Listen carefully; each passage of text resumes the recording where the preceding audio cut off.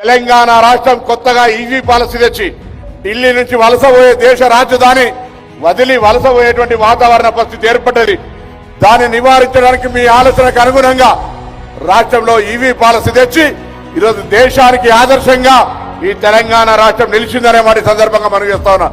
దాంతో పాటుగా scrap policy, ఏ pollution కారణమైనటువంటి 15 సంవత్సరాల గడువు తీరిన వాహనాలకు స్క్రాప్ పాలసీ లేదు.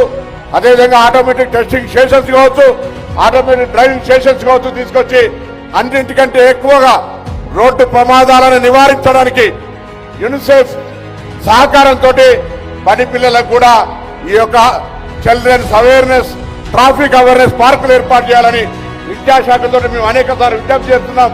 ట్రాఫిక్ అనేటువంటిది హెల్మెట్ ధరించడం కావచ్చు, రోడ్డు యొక్క నిబంధనలు పాటించడం కావచ్చు. ఎందుకంటే ఈరోజు ఏ కారణంతో చనిపోయినంత మంది రోడ్డు యాక్సిడెంట్ల ద్వారా చనిపోతా ఉన్నారు.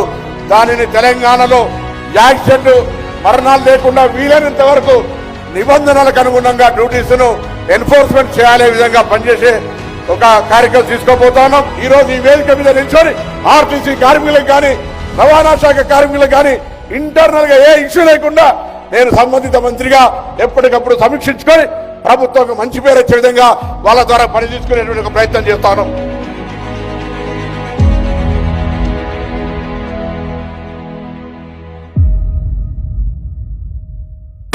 It is our brand.